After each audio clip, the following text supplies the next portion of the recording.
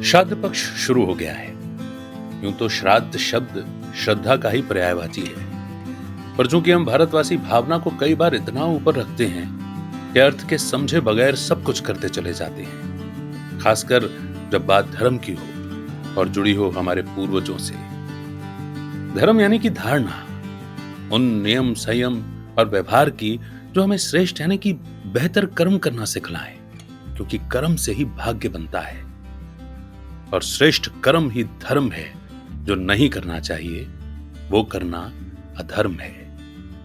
अब इतनी सी बात को हमने तोड़ मरोड़ करके अपनी मनमत से ऐसा बना दिया है कि बात मत पूछो।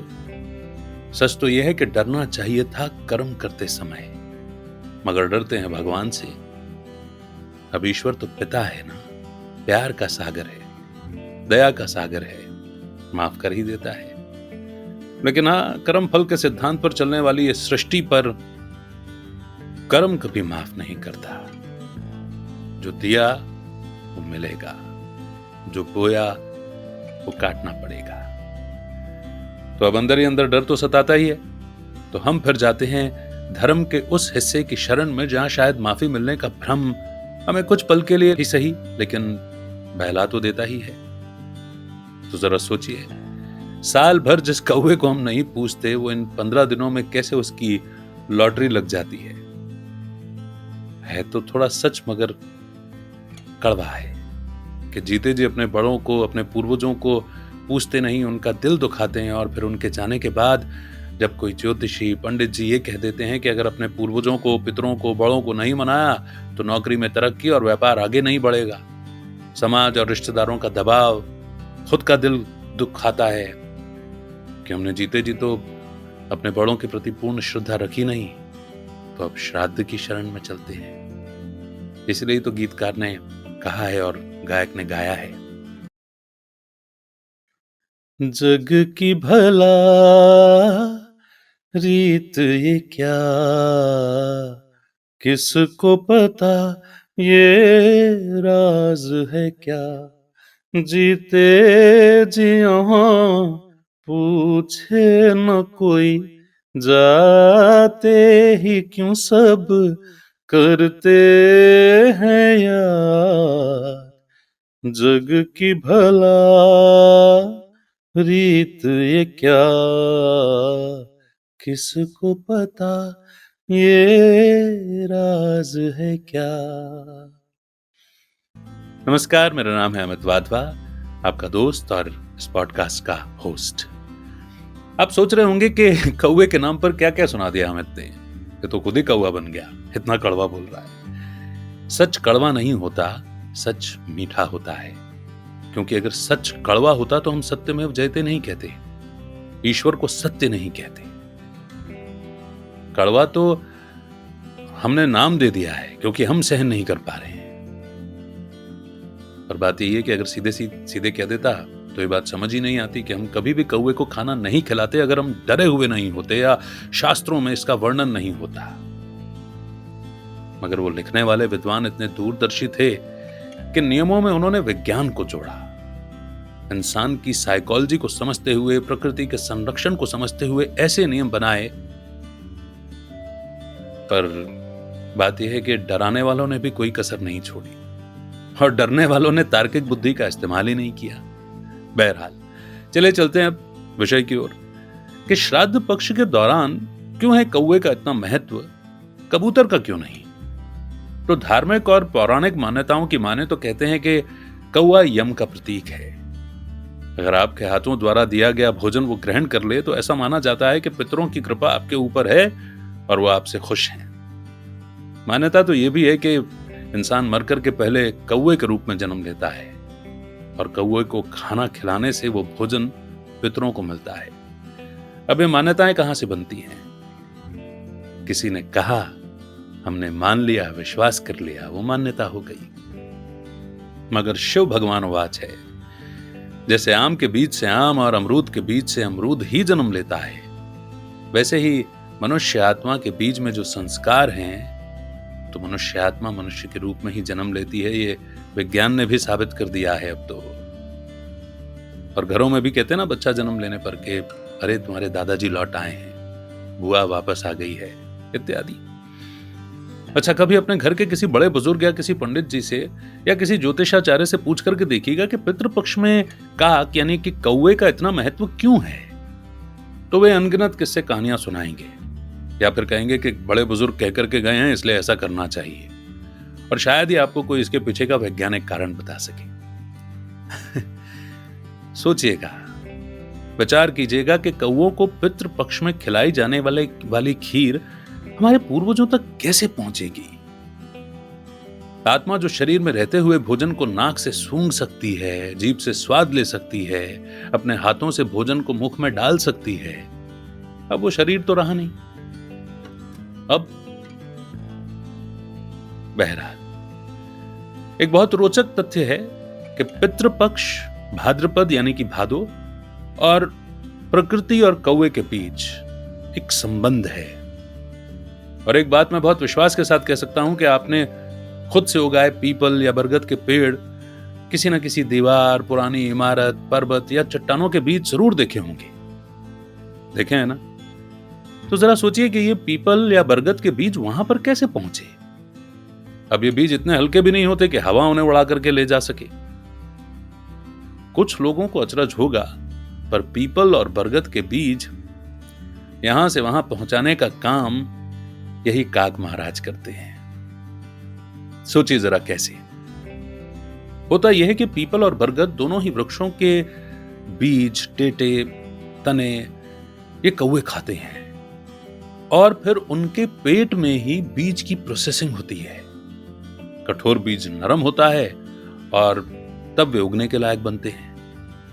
और फिर कौवे यहां वहां उड़ते हुए भोजन की तलाश में जहां पर बीट करते हैं, वहां पर ये बीज मौका पाते ही अंकुरित हो जाते हैं और वृक्ष बन जाते हैं। है ना अद्भुत प्राकृतिक और पारिस्थितिक तंत्र, जिसे हम इकोसिस्टम भी कहते हैं। हम ये सब जानते हैं, विज्ञान के आधार पर आपकी तार्किक बुद्धि भी स्वीकार करती है।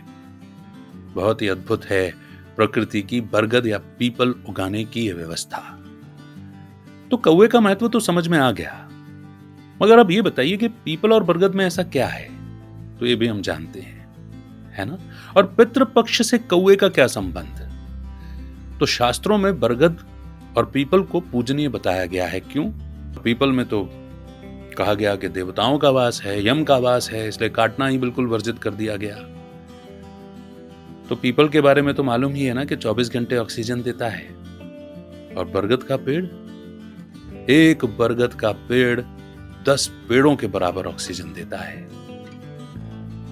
तो अगर ये धार्मिक मान्यताएं नहीं मनाते ना वो ऋषि मुनि, तो फिर हम मानते ही नहीं। हम अपने स्वार्थ के लिए पीपल और बरगद को भी काट चुके होते, और चोरी छुपे तो काटते ही होंगे। आइए अब कौवे को यम क्यों कहा गया, इसकी कहानी क्या है वो सुनते हैं।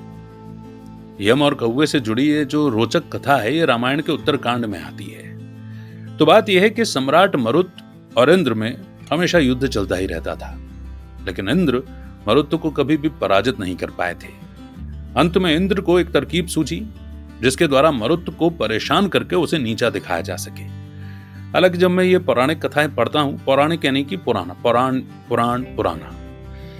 तो माफ कीजिएगा, लेकिन मुझे ये कहानियां व्यक्तिगत तौर पर अच्छी नहीं लगती हैं। वजह यह है कि इनमें देवी देवताओं को भी ना सामान्य मनुष्य जैसे काम, क्रोध, लोभ और ईर्ष्या के वश दिखाया जाता है। अरे भाई, देवताओं की तो परिभाषा ही यह है कि वे संपूर्ण निर्विकारी हैं, कोई विकार नहीं है उनमें। कई बार मुझे लगता है कि स्वामी विवेकानंद जी ना सही कहते थे कि लिखने वाले ने अपनी सारी भड़ास जो है ना वो देवताओं पर और खास तौर पर इंद्र देवता पर निकाल दी है। इंद्र का अर्थ होता है जिसने अपनी सारी कर्मेंद्रियों पर विजय पाली है। और सोचिए जरा, ऐसी इंद्र सभा में नृत्य, रास, विलास, मदिरा, जाने क्या क्या पहुंचा दिया है। हे देवताओं के वंशज, कुछ तो बुद्धि का प्रयोग करें। बहरहाल हमारे यहां तो शास्त्रों के साथ भी इतनी छेड़छाड़ हुई है ना कि सच भी अब आटे में नमक जैसा ही रह गया लगता है। खैर, तो इंद्र बृहस्पति जी के यहां गए और बातों ही बातों में उन्हें राजी कर लिया कि वो भविष्य में मरुत के यज्ञ कार्य में पुरोहित का कार्य ना करें।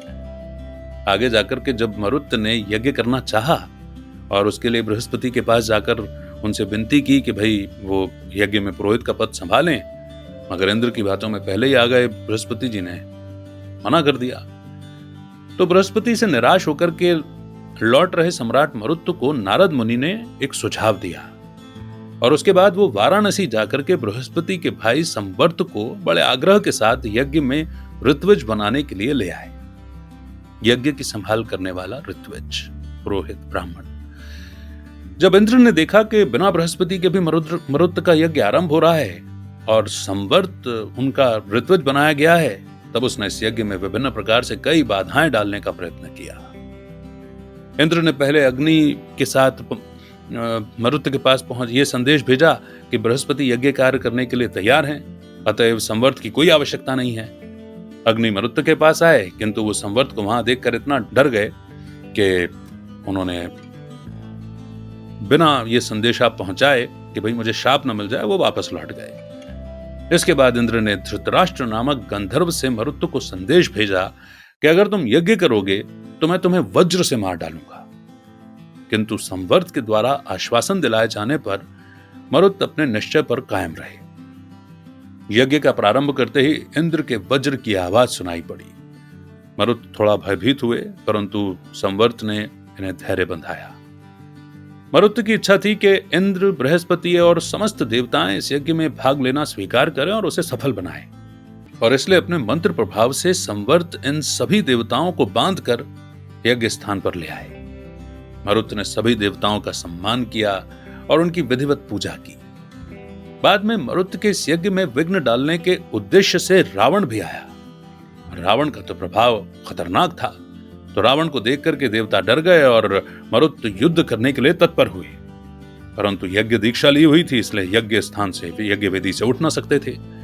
तो रावण ने यज्ञ का वैभव देखा और बिना किसी प्रकार की हानि पहुंचाए वो वापस लौट गए। परंतु इंद्रो मयूर संवृतो धर्मराजसतु वायस कृक कालसो धनाध्यक्ष हंसो वै वरुणो भवता, यानी कि रावण को देखकर डरे हुए देवता पशु पक्षी बनकर वहां से भागने लगे। इंद्र मोर बने, कुबेर गिरगिट बने, वरुण हंस बने और यम ने कौवे का रूप धारण कर लिया। और बाद में यम ने कौवे को वरदान देते हुए कहा कि ये च मद्दिश्यस्याथ तु मानवाः कशुथुर्यार्दताः तवी भुक्ते तु तप्तासते भविष्यन्ति संबांधवः, अर्थात जब भूख से व्याकुल मनुष्य तुम्हारा पेट भरेगा तब उसे पुण्य मिलेगा और उसके पूर्वज तृप्त होंगे। ये थी कथा। और यम का वरदान प्राप्त होने से कौवों को संरक्षण मिल गया, वरना तो हम खुद को शरीर मानकर चलने वाले मनुष्य यानी कि स्वरथ, स्व यानी कि खुद और रथ यानी कि शरीर, तो खुद के शरीर के स्वार्थ के लिए पूर्वजों से यानी पितरों से वरदान पाना चाहते हैं और कौवों को भोजन कराते हैं। अगर स्व अर्थ, देखिए पहले बोला मैंने स्व रथ और अब बोल रहा हूं स्व अर्थ, ये स्वार्थ शब्द के संधि विग्रह हैं। जो स्व को रथ मान करके चलते हैं, वो रथ मतलब शरीर, जो खुद को शरीर मान करके चलते हैं वो शरीर के लिए चीजों का संग्रह करते हैं, साधनों को जुटाते हैं और उसी में लगे रहते हैं। और जो स्व अर्थ यानी कि स्व मानकर चलते हैं, यानी स्व यानी कि आत्मा और अर्थ यानी कि आत्मा के लिए कार्य करना, तो जो स्व अर्थ के लिए कर्म करते हैं वो केवल श्राद्ध पक्षी नहीं, हमेशा ही कौवों की पूछ परख करते हैं और जीते जी अपने बड़ों के प्रति श्रद्धापूर्ण रहते तो डर कर श्राद्ध न करना पड़ता और भावना से करते। बस इतनी सी बात है।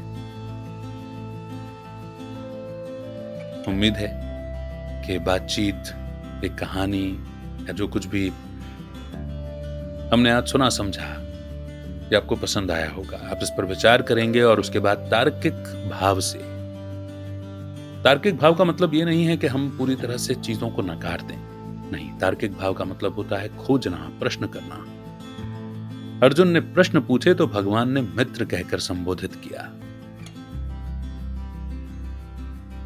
तो अर्जुन वो है जो प्रश्न पूछता है, गोपियां वो हैं जो मोहित हो जाती हैं, समर्पित हो जाती हैं, और दुर्योधन वो है जो साक्षात्कार करने के बाद भी स्वीकार नहीं करता। तो हम भले ही गोपी न बने, मगर अर्जुन तो बन सकते हैं, और दुर्योधन तो कतई न बने। धन्यवाद। अमित का नमस्कार। जय हिंद, जय भारत।